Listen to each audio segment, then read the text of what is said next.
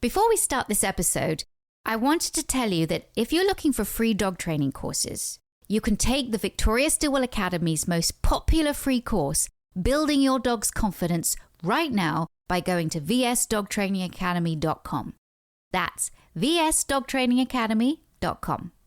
Okay, now on with the podcast.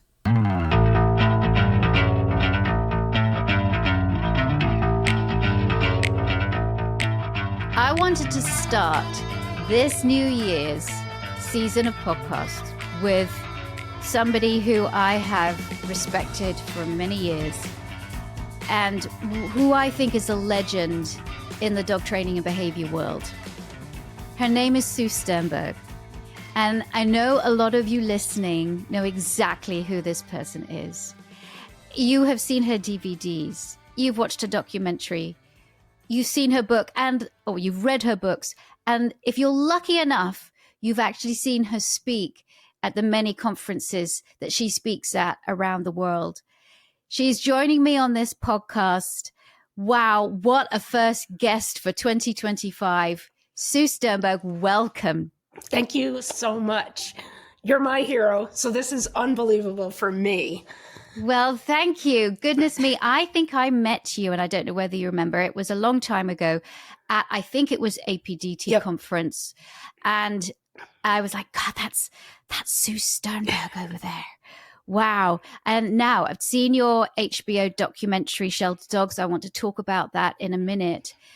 But you have been a trainer for, dare I say it, since 1981? Is it 40 years? Yeah. 40 years. It's math. So let's see, 1981.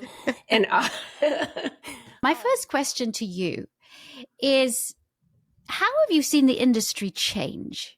Oh my God. Well, it's always been filled with good friends, right? Like-minded people.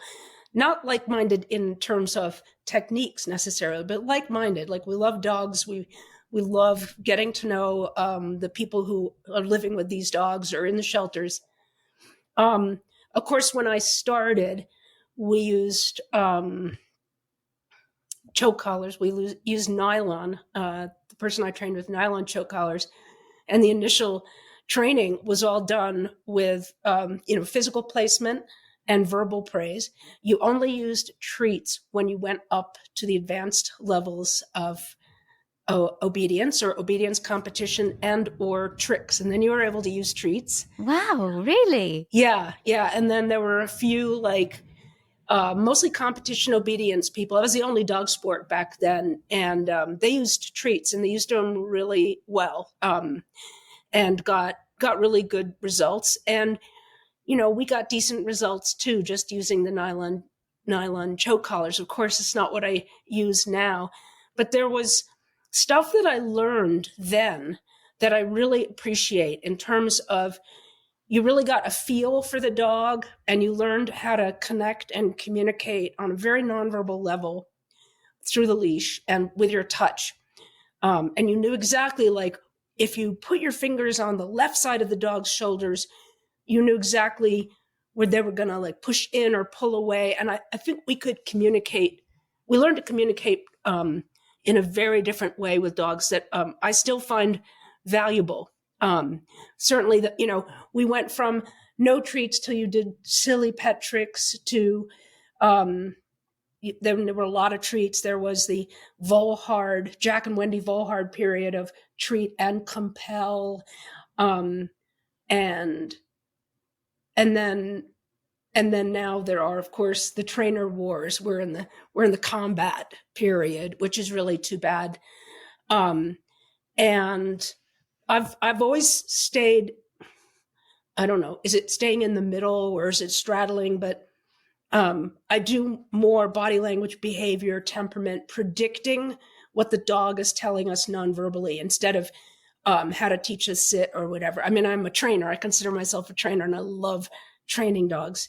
But what I feel like I have to offer the industry is how to look at a dog, thin slice it, immediately see everything you could possibly see, so that whatever technique you're going to use, whatever you're about to do with or for the dog or to the dog, you can read the dog and a bunch of signals and change your own signals to make it a better experience for both.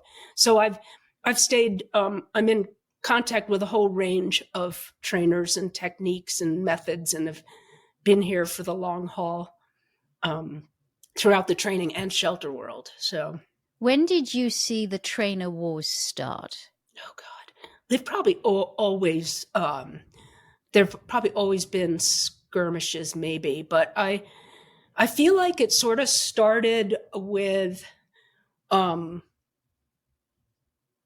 APDT, the association. Now they're the Association of Professional Dog Training International.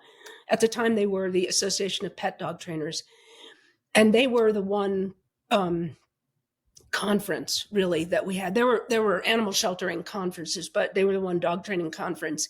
And then I don't remember when it was. I think they started in 92 or 3, maybe around 2000 or 2001 or 2. I'm really bad with dates. But there seemed to be a rift between people who used more compulsion-based physical placement, punishment, and the reward-based trainers. And then it kind of split off there. And then there was a different group. And look, every venue, every grouping of people forms, they get together, they get more nuanced, they split off. There's 2 different forms, like the sport of dog agility started as one entity, and now there are many, and they all have different sort of subtle flavors, and there should be room for all. But it's gotten more extremist. One or all, everything or all. You're this if you don't support that. You're that if you don't unfriend those people. And but I think that's the world. That's the world at large, it seems. Yeah. And even me, as I sort of class myself as a positive trainer, and I always say, but I'm not purely. If we're talking, are we talking about? Do I ever use punishment? Absolutely, I do use punishment, because I don't think you can even interact or train a dog without using some form of punishment, even if you don't realize you are using punishment. That's right. You're using some kind of, either you're taking something away, you're adding something, you're relieving pressure in some kind of way. Yep. And so even me, who's sort of known as Miss Positive, as I wave my positive flag, I am attacked by what I call the violently positive people. Yes. For not being positive enough. And then I'm also attacked by the compulsion trainers when I speak out against shock collars. But that's another thing. I don't really want to talk about the shock collars. But then I get attacked by them for being too snowflakey. And so you can't win. No. So I feel like as I've got older, I definitely will continue to comment and stay in the lane that has definitely evolved with me too. But I think that it's important just to kind of do what you do. And yes, if it's something that you love and you're passionate about, stay in your lane and do what you do. And there will be noise on either side. And sometimes you're going to respond to it. Sometimes you're not. Sometimes you're going to be challenged. And sometimes you're not. I always say, if you put your head above the parapet, then know that you are going to have people that love what you do, people that hate what you do. Yeah. And it can be vehement. I think you're right, Sue. Wherever you lie, there is extremism on both sides, just like our political situation right now. There's true extremism. And actually, that's really scary. Mm-hmm. Yeah. And, it's like I obviously, we're all comfortable where we are in where we put ourselves in the dog training world. And I think learning and going to conferences and hearing a lot of different points of view. And, I make a point of, if I think I'm against someone or something, I'll always stop and think, do I actually know them? Have I actually heard it from them? What do I know about them? And if I think a dog training technique is really bad and inhumane, have I actually seen it? Do I know somebody?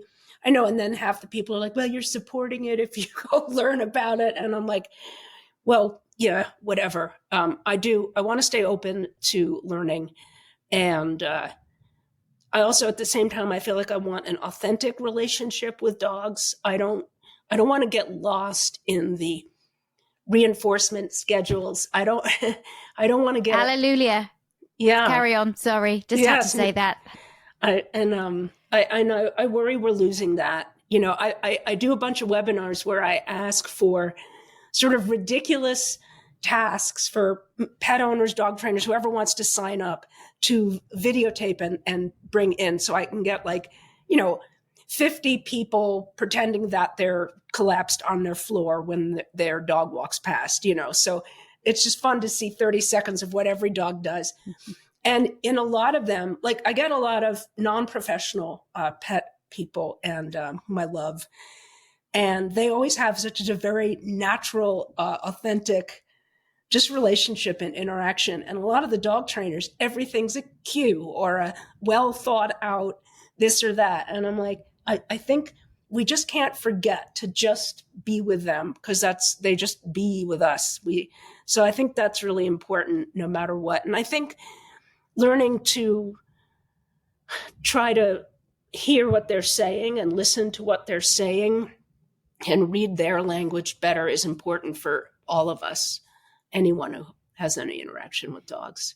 You're talking more about an organic, that's Yes. a kind of word, maybe not the best word to use, relationship with your dog. And I absolutely agree with you. I feel like that training has become too bogged down in, this is where you put your hand, this is the kind of treat that you use, you have to do 10 repetitions of this, you have to get the dog to sit and lie down and do all of this. And while certainly some of that has its place, and I don't want to diss it, I know that at VSA and positively we're moving away from that. And I think one of the reasons why we're doing that is because of a book that my grandmother had. She was a beagle breeder. And so she was everything dogs in her life from the moment she was born in 1910. She was born into quite a wealthy family of merchants, and she had four older brothers. She was the sort of afterthought, the one that came 10 years later than everybody else. So she really didn't have any friends to play with.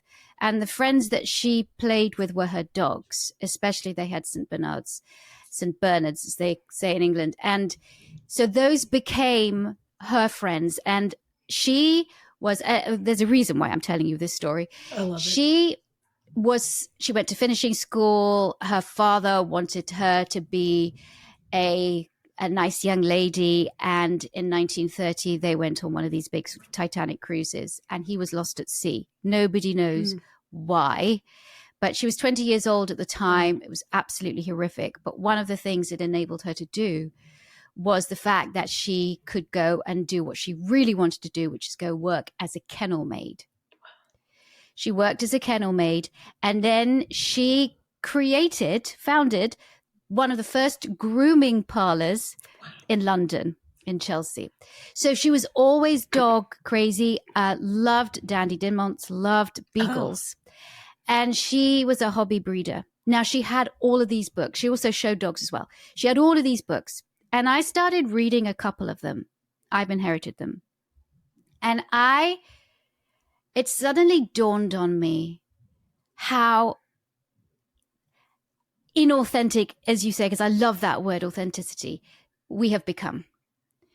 And that then it was a much more organic, holistic, it was just a relationship. When we went for walks with her dogs, they were off the lead.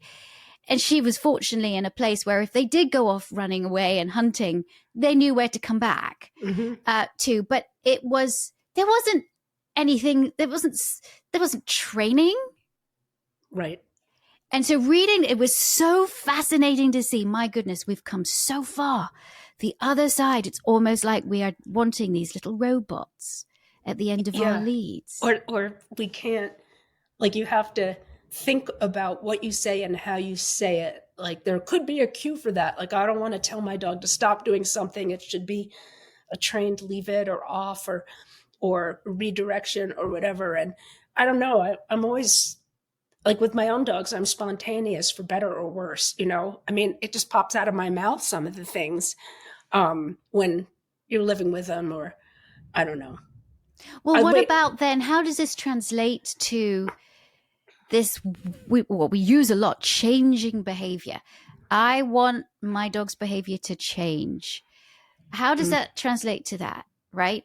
So if we've got a dog that's doing something we don't like, jumping up, for example. Yeah. How do we change that behavior? Because even though the dog seems to be pretty fine jumping up, it's the way the dog is getting information and saying hello. In some situations, in others I know it's different. But people don't want that. They don't want their dogs jumping up on them, and they don't want their dogs jumping up on guests. So how can we not train a dog to jump up without training a dog to jump up or not jump up? Well, I mean, one of my goals has always been to help people see it coming earlier and earlier, right? And what's interesting is the more you learn about behavior and training, positive reinforcement, behavior modification, I think the more there's a delay in how we respond, because we have to process something, decide how we're going to respond. I think in terms of canine communication, that can equal hesitation. And I think hesitation is not a great thing to include in how we communicate with dogs. I think, it's very often, as a trainer, like the more I know, I'm almost more at risk from a lot of dogs, because when I make eye contact with them, I recognize that there is a nanosecond, it's not even a full half second, but there's an amount of time I spend looking directly into their eyes and looking at them. I'm not hard staring or anything, but I'm interested, and my eye contact is slightly different than the average person who might just be like glancing and smiling past or whatever. And that amount of time that I'm holding or looking, or how I'm looking, or what my eyebrow muscles must be doing, communicates something to the dog that can make them more suspicious of me than they would for somebody who's not really paying much attention, who would not be considered at all a threat or even somebody aware. And so I think the more we can see that the dogs, what happens right before they jump up, or what happens in the 0.8 seconds before they even think about jumping up. But I think seeing what's coming, knowing what's coming, seeing their physical changes, so I think we can intervene and interact however our methods and teachers dictate that we do, however you want to intervene. I think that's helpful for a dog to be earlier in seeing what behaviors are coming, whether we like them or not. And I think ultimately that's what's important. And to also try and decide, I think it's very hard to be a dog today. It's much harder to be a dog today than, it gets harder and harder. There's more cars, there's more people, there's less time, there's less access to the natural world. And so I think we're going to have to start compromising on some of the things we want and expect from them, and some of the things that humans should want and expect from them, namely our guests or I don't know, or whatever. And as always, I know this is what I've been saying for my whole life, but we need to be breeding better dogs that are better fit for society, prioritizing sociability to humans, which isn't just a trait. It's part of this sort of temperament package that makes for a more overall stable dog that's better able to cope with different humans, different societies. But I think we have to attack it from all levels. I hate to use the word attack, but we have to address being a dog from every possible level. And yeah, I agree. And the sociability being the most important thing. Now, this leads me on to your work in shelters. I watched gosh, it was, I don't know when it was filmed, your HBO documentary Shelter Dogs. And at the time, you owned a rescue. Can you Yep. tell me about that? What it was like to run a rescue, what it was like to film the documentary? And Yeah. then you got a Yeah. little pushback after that. So I want Oh, yeah. to talk about that too. So yeah, I had my own dog shelter in upstate New York since 1993, and in 19 I think it was 99, I was approached by an independent documentary filmmaker. I had never heard of her, but I didn't know any documentary filmmakers, and I didn't know much about documentary filmmaking. She has since gone on to earn many awards, and she's won film festivals. She's probably one of the best documentary filmmakers out there.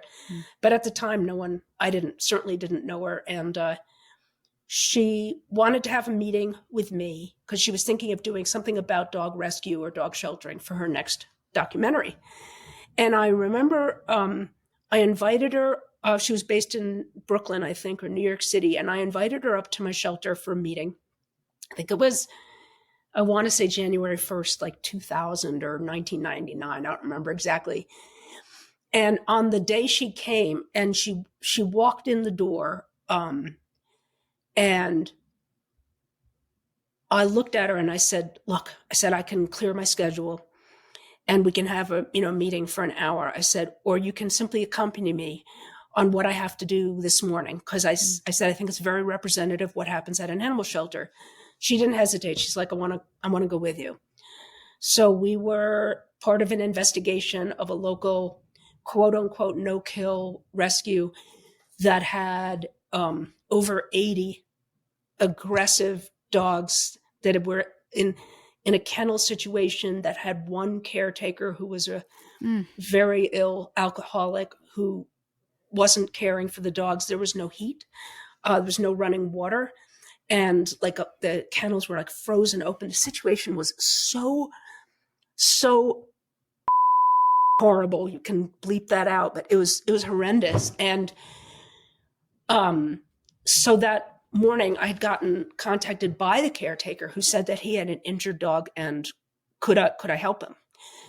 So, meaning get the dog to a vet and pay for it. So I didn't hesitate. I said yes. So took the filmmaker with me undercover, not really, like I just didn't introduce her as a potential filmmaker, although she really wasn't a filmmaker at the time, right? She was about to make a film.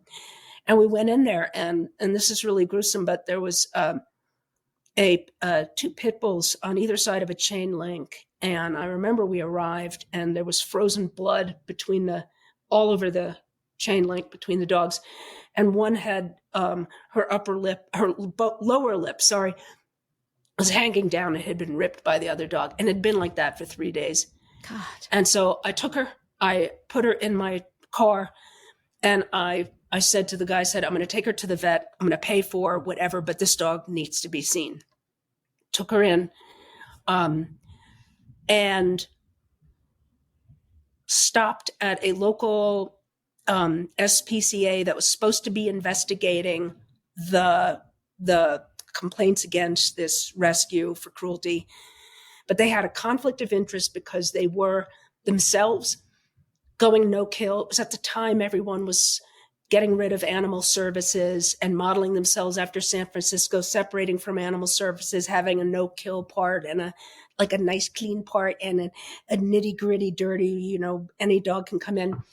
So anyway, I stopped there with this dog to file a cruelty complaint. And so we were in the lobby, and the owner of that shelter that was trying to go no-kill and everything came over. The filmmaker's behind me, and the owner said, and she said it just like this with this fake smile on her face. She grits her teeth and she goes, "Don't you ever show up in my lobby with a dog that looks like this."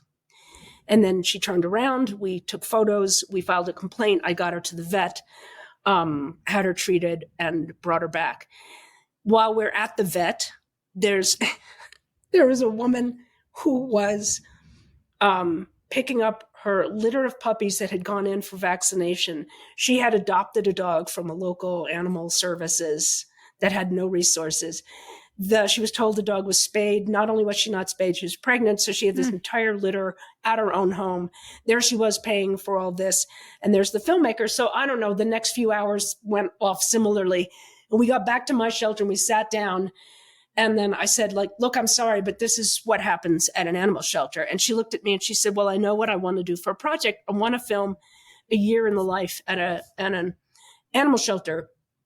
And the main thing I tell people when they say, well, I want to start an animal shelter or I want to learn about them, whatever. And my main thing is, don't just go for what you think is the nice stuff. Like, it's not just no kill is good. It's not that kill, you don't even want to use that word, is bad or anything, but it's this whole gray area that we work in and live in the animal shelter world, so that, if one shelter doesn't euthanize, it's only because they're limiting intake or they're hoarding. It doesn't mean that it's simply not happening. You're just squeezing it out. We call it you kill instead of no kill. So it was very important to me that I told the filmmaker that whatever she does, she had to include like the raw honesty of what happens and not make it like, let's do a no kill. How beautiful. They're saving all these animals. And the bad people over there are taking in, dogs that are not adoptable or behaviorally safe. So anyway, and then she said she wanted to film a year in the life of an animal shelter, an open admission. And then she said, could I film yours? And I didn't hesitate. I said, yes. Thinking, well, my first thought was, look, whatever happens at my shelter happens at every other animal shelter. Like, the good and the bad, it's what happens. The difficult, the wonderful, the beautiful, the ugly. And so I said, yes. And I said, you can film anything and everything that you want. I just gave her access. Naive, maybe. But on the other hand, I felt like it was representative, that nothing human is alien to me. And so I felt it would be honest, and it would be okay. I also didn't know documentaries, and I thought, oh, even if it'll go to a film festival in France and somebody will watch it. So she filmed for, it was, I think, closer to 2 years. I just basically woke up in the morning, put a microphone on, turned it off whenever I went to use the bathroom, and then everything else was filmed. Like, you just got used to having her there. She was sitting there. She's a wonderful person. Her producer was wonderful. We just all got used to it. And then, of course, she made a trailer for it after it was coming together, and HBO bought it. And amazing. Yeah. And then, of course, it was seen by 2 to 3 million people. So the whole idea that it would just be in a film festival and forgotten did not happen. But I still, I feel like it was an honest thing to do. I would say 95% of everyone who took the time to write or call or email afterwards, they were very moved by it. They loved what they learned. Almost everyone said that the films of the dogs in kennels that lived there for, that were not being euthanized, the sort of hoarding, no-kill dogs, that was way more difficult for them to watch than the films of euthanasia. Right. And that I was most grateful for, because I do think it's quality of life for dogs and quality of death is what is most important. Very thing we love about dogs, right, is they're in the moment and how they keep us right in life. And when we keep them alive for some, future, maybe they'll get adopted 3 years from now, 9 years from now, 10 years from now, where every moment of their life is a neurotic, spinning mess.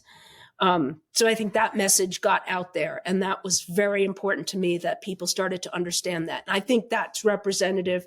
It should be an inspiration for our lives with our dogs, and it should be an inspiration for our own lives as well. So I thought that was very, very important. 95% of the people responded with great, being moved in a good way, maybe a painful way, but a good way. And then 5% were so hateful. Yep. And, oh my God. And now, Yeah. of course, it was that right then, it was like social media was just coming in. And now you're just used to trolling, right? Like you put on your social media feed, I like bananas, and somebody's going to write in something so appalling and violent about liking bananas that, now it's like, oh, okay. But man, at the time it was a new thing. And there was death threats and worse. Twice it sort of erupted in the social media feeds. That was very difficult. I saw the documentary and at the time was doing a lot of rescue work. Of course, living in the South here, we see the very, very, very, very worst of it because it's almost like a different world down here. Mm-hmm. It's hard everywhere, but down here is difficult. I remember taking some of my friends and colleagues that had come over to visit from the UK down to the local shelter, and they were absolutely appalled. They had never seen anything like it. They couldn't believe that 3, 4, 5 dogs were in one kennel run. Well, it's because this is the local municipal shelter that has space for 80 dogs, and there are 300 in here. Fast forward to now, where there's a swanky, beautiful new shelter. In fact, a lot of our municipal shelters are absolutely gorgeous, but they're crammed full. In fact, in December, they took in over 500 dogs.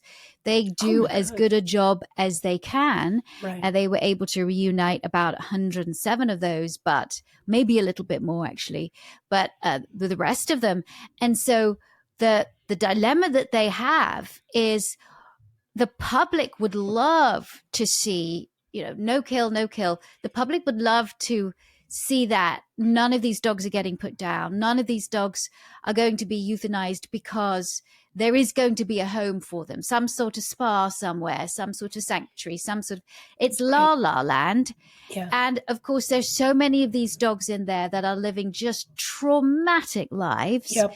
Lives of confinement that aren't going to a home anyway, because doesn't matter what kind of trainer you are. That's right. This dog is unable to cope in a human home. And I always say to people that are fighting for these dogs, and I've been there, I know, Sue, what you're talking about, because I've been one of those people where I've had death threats because I have recommended that a dog be euthanized. Yes, right. And then I'll drive through a shelter in rural Arkansas where there is no media, there's no press, there's no trainer, and there's no resources. And I'll look, and there are 5 dogs out of maybe 100, but 5 that are so perfect and special they're going to make somebody the sweetest, safest, most wonderful best friend. And they're getting euthanized because they're getting an upper respiratory infection, or they're getting euthanized simply because nobody even saw them. And anyone who didn't recognize that they were extra special. Like that there's a difference between that dog and one that could hospitalize and maul or kill someone or somebody's pet. And I don't know. I think I almost feel worse that there are still sweetheart dogs that are going unrecognized, because behavior assessments are not in vogue right now. Nobody really wants to do them.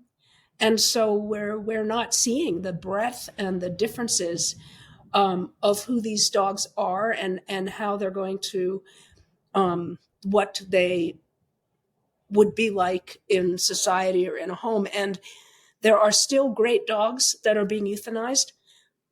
And there are still so many dangerous dogs that are alive and alive.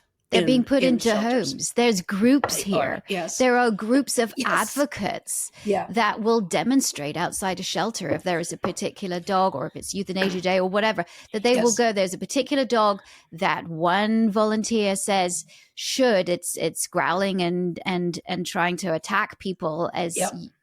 One walks by the kennel run, and has bitten a number of animal control officers and shelter workers. But there's a group of people outside the shelter saying this dog needs to be given a chance.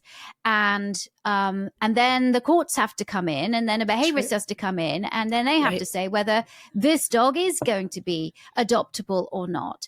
And so either way, one can't win. If the dog is the one that's suffering because it's been kept in a kennel run as a decision is being made. It's such a hard thing to have to deal with day to day. And you running a shelter have to make those decisions daily. Yeah. And yes, you hear the support, but I'm telling you that 5% are very loud and very vocal. And people love when they've got an axe to grind with you, they're going to take it and they're going to blow it up, and they're going to make Sue Sternberg euthanizes dogs, or Victoria Stilwell is a dog killer. That's what they do. And then unfortunately that grows and grows and grows. And then this messed up social media right now, that's when they're not seeing the hundreds, the thousands of dogs. I would say millions of dogs you're helping, because not only are you putting hands on these dogs, you're also educating people about them all over the world. They don't want to see that. They just focus on that. And I think they want an enemy to blame. They want somebody to blame. And because back when shelters, where it wasn't about behavior, nobody was doing assessments, you euthanized because you didn't have space, you euthanized because there were too many, you euthanized because there was an illness outbreak.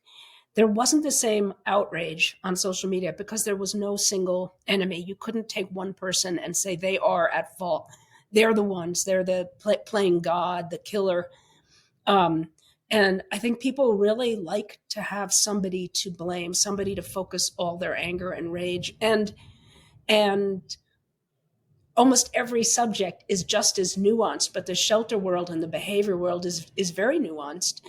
There's a lot going in. There's no quick elevator message, right? Like you can't walk onto an elevator and there's Oprah Winfrey, and then in the elevator ride manage to let her know what it's really like, the breadth of the animal shelter world, like what it's like for not one dog, but a million, right? And it's very difficult. And the amount of vitriol and hatred and what that does to somebody on social media, what it does to an organization, what it does to an executive director, it's very difficult to survive.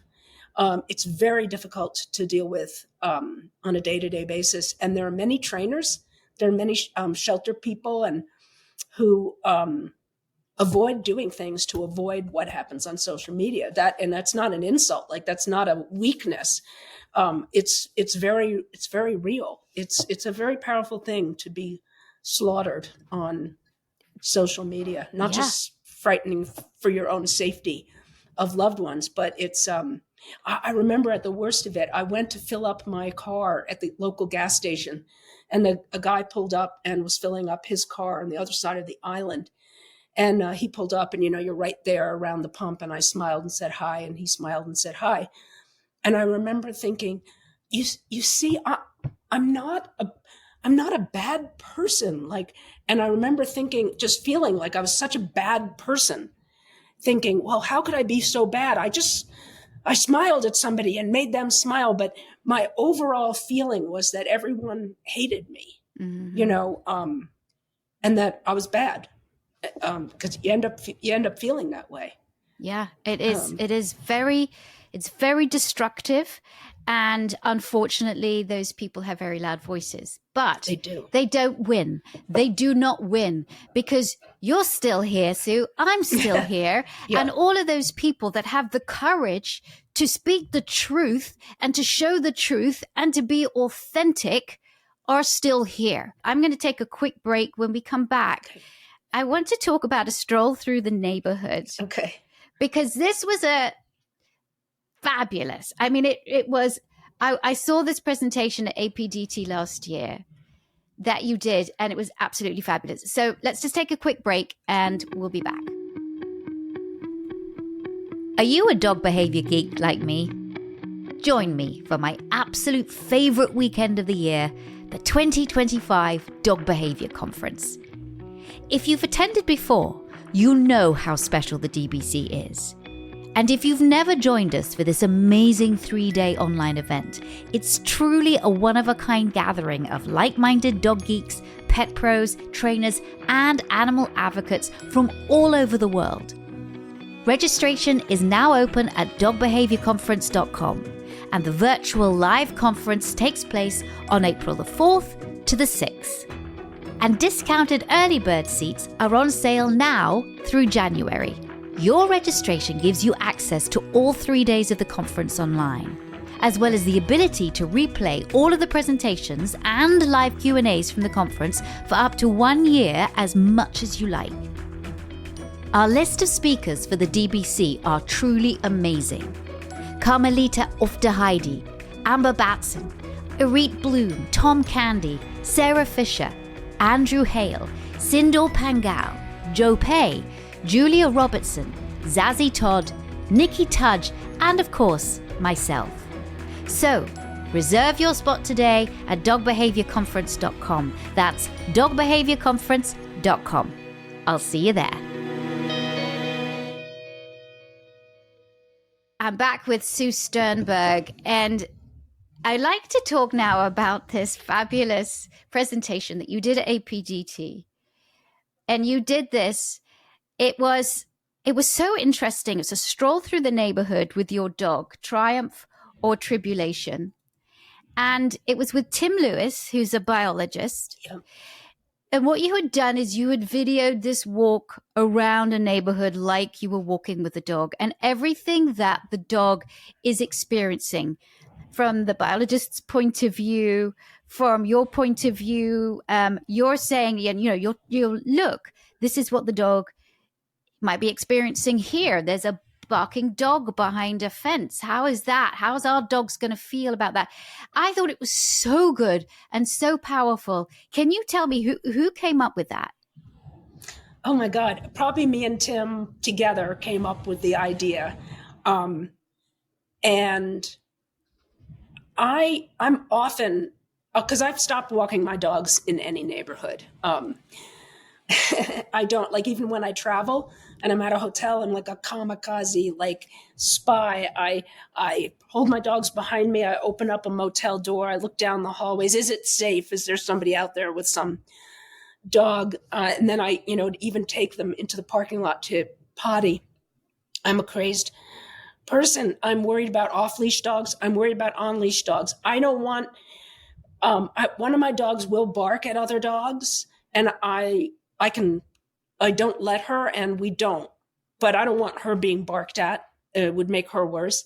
And then I have a young dog who does not bark at other dogs, who is afraid of certain things and people, and I don't want his upbringing to have those emotional traumas. So walking a dog in a neighborhood is getting harder and harder.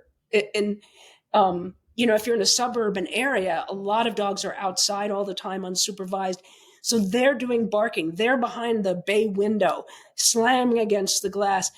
And people just think, oh, that's what dogs do. And it's like, but it's like if you had left your 2 6-year-old kids home alone and a kid walked past their house and they were banging on the glass and screaming with a bullhorn, you suck, you're ugly, I'm going to kill you.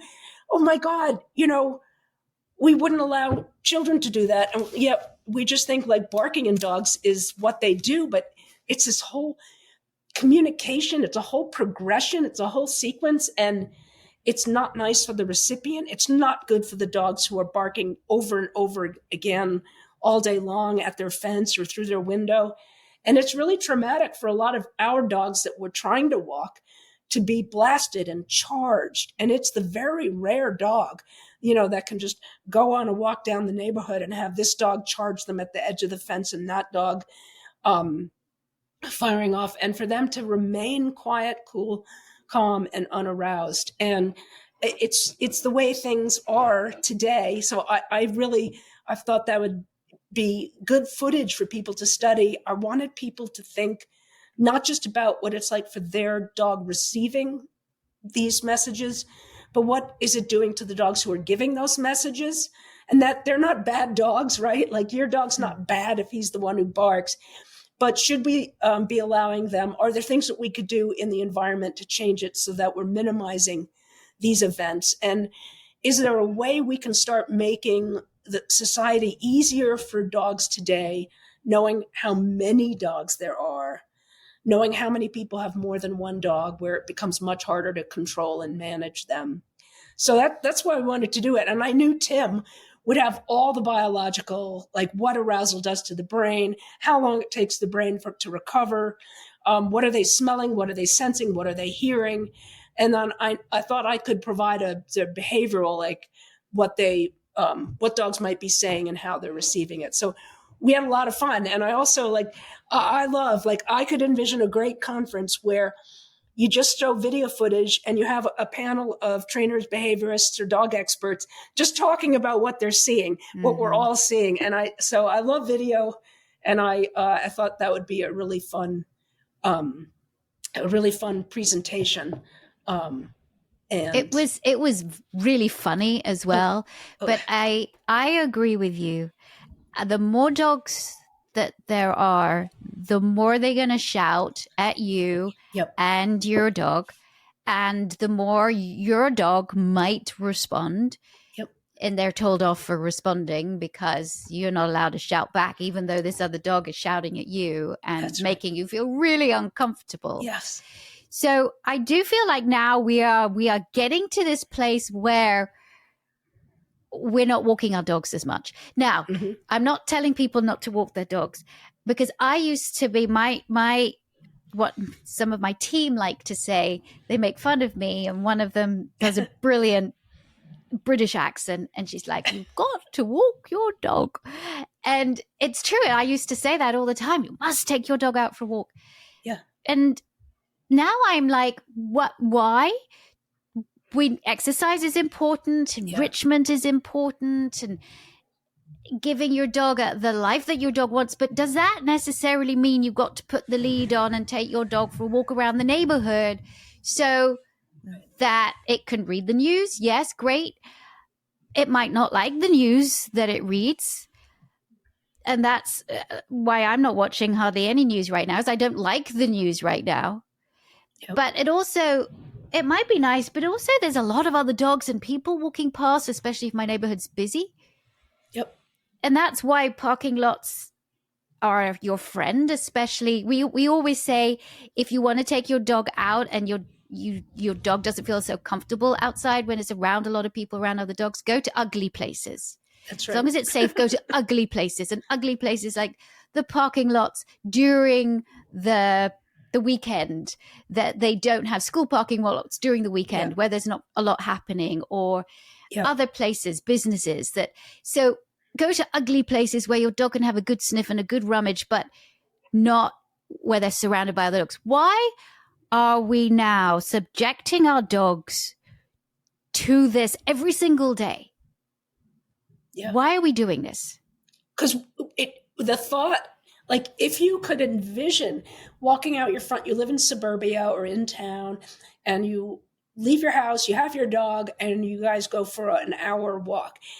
The idea is great. The idea is you're getting exercise, the dog's getting exercise, a million smells are coming through. Your dog can smell that tree and this tree and bush, and they can, walk on that lawn and this divider and smell somebody's garden, and they can sniff this and sniff that, and you can see friends, and all of it sounds great. But the reality right now in a lot of neighborhoods is that, there might be a dog on an invisible fence who charges just to the edge. You or your dog don't know that there's going to be something stopping the dog. Have that happen, Sue, walking in this neighborhood, 100%. Yeah. And, those things are really hard. And one event like that for your dog, it can take 2 days for their brain and the arousal to really drop back down. For us too. And so I think it depends on your neighborhood. It depends on the resilience and the casualness of your dog. But it meant, like I say, I don't, like if I'm traveling, I don't walk my dogs in a hotel neighborhood. Um, and I live in a very rural area. So my dogs go out every day, but it's very rural. We don't see another soul. And so I'm able to give them that. If I wasn't able to give them access to smelling things and off leash time, or, real sniffing enrichment, I would drive to try and find, an industrial area or a cemetery, or, some legal, quieter place where I could take my dogs. I would try to find nature that didn't have other dogs. It's very hard to do. And the more you get into nature, the more you're at risk of seeing off-leash dogs, which is particularly scary because some of them are not friendly. Some of them people think are friendly, but they are not. And they are intimidating or harassing or traumatizing your own dog.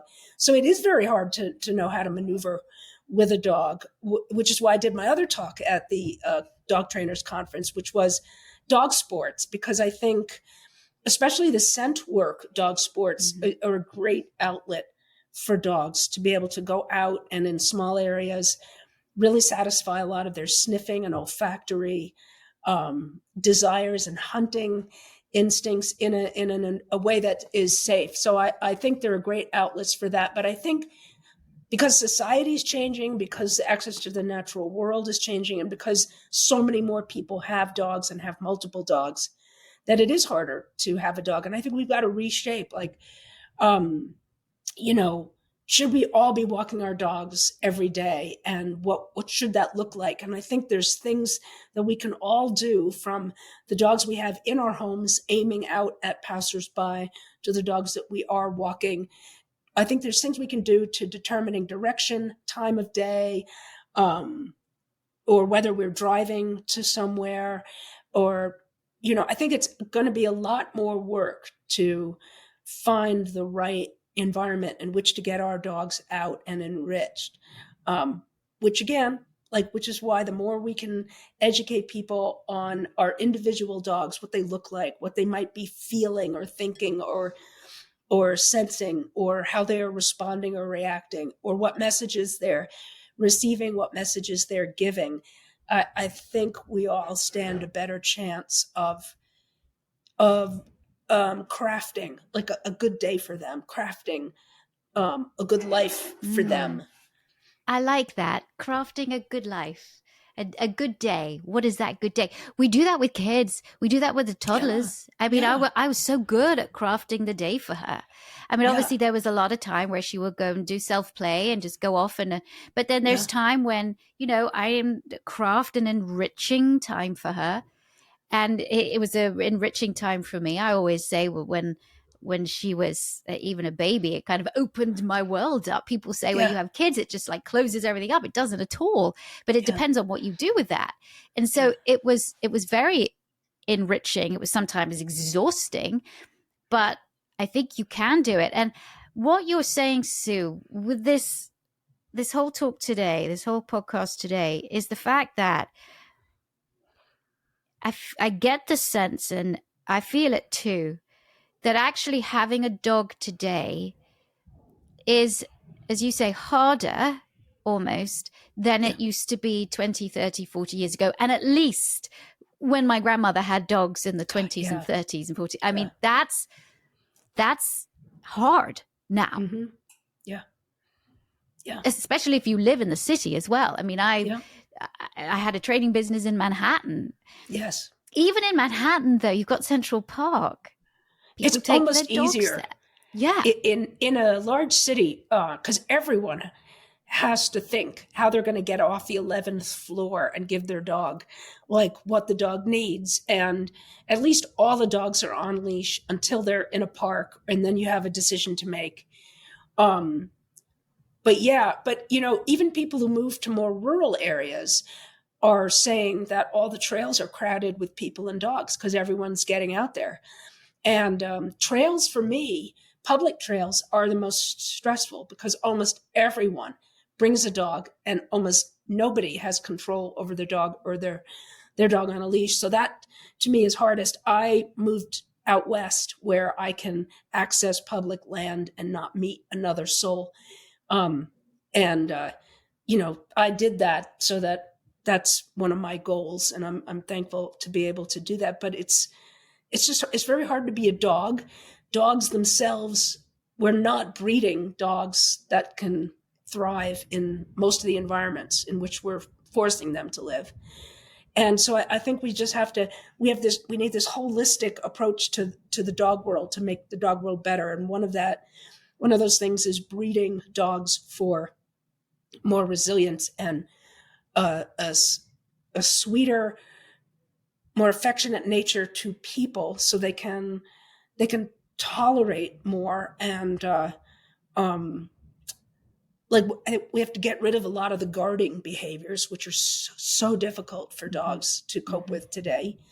A lot of people are like, well, guarding's an adaptive trait, it's part, and it's like, it may have been adaptive for a coyote, when they started out, or it might be adaptive for a village dog in, the Caribbean islands. They live free roaming lives where a little resource guarding is good, but for today in society, it's not a helpful trait. So the things we need to be breeding need to provide dogs better suited for today. And I don't think people yet understand what temperament is, and it's not just breeding for confidence. It's not just breeding this dog who can do well in the show ring to that dog who seems so confident. It's sociability and very little aggression thresholds that are ever reached, whatever. Then we have to help trainers find creative ways to not just train a dog, but to provide outlets so that some of the dog's natural expressions can be rehearsed. So all the trainers, we've got to do better for what we can for dogs and for the people. We've got to do way better for people who live with dogs, to help them see what's happening to their dogs, to have them step back and go, oh God, I go running with my dog, but is this the best running route for my dog? Is running on a leash really what this dog in particular wants? And to get people to really look at their own dogs more individually, and to communicate with them and read them better, their emotions. And I don't think we're very good at that yet. Really looking at a dog, we just sort of think, oh, they look happy, or put a big smile on his face. And I'm like, I don't think that's a smile, or I'm not sure he's happy. How do we know he's happy? And how do we know we're happy? Right. So I think all of that, I think it takes everybody right now. And just to acknowledge that it is harder to be a dog today. It's probably harder to be a human today.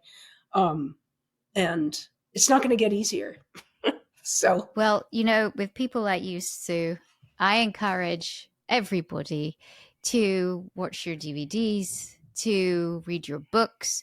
And if you have the chance, everybody who's listening, to go and see Sue Sternberg speak, you will learn so much. You'll laugh a lot, and you'll come out being inspired. And that's what you do. And I, for one, am so very grateful that you could join us on the podcast. I'd love you to come and speak at our online conference at some point next year, hopefully. And if you're around. And I just want to say thank you for all of the work that you have done. Now, if people want to find more about you and get some videos, see some great videos, and read your books, where would they go? Where's the best resource?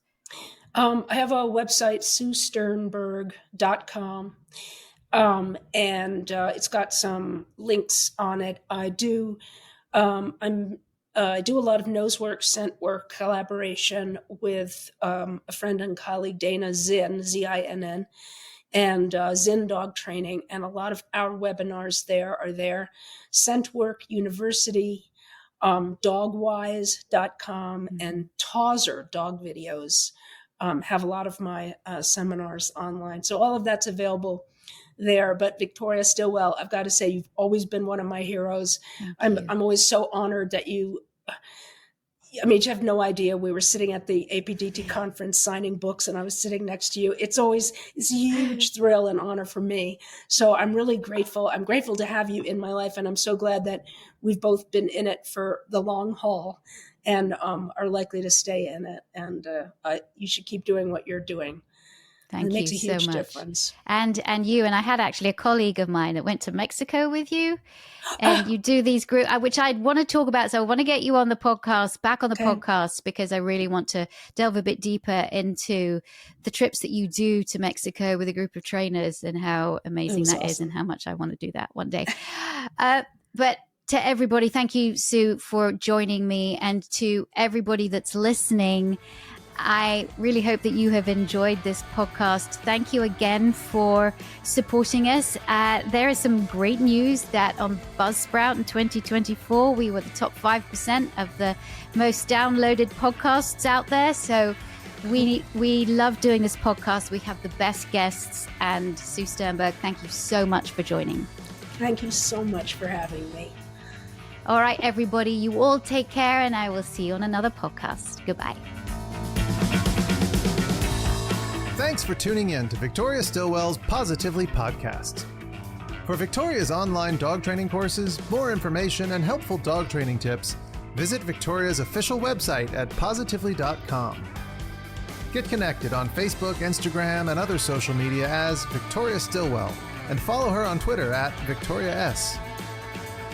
Learn to become a professional dog trainer with the Victoria Stilwell Academy at vsdogtrainingacademy.com. And be sure to tune in next time as Victoria helps you and your dog live your best life together, positively.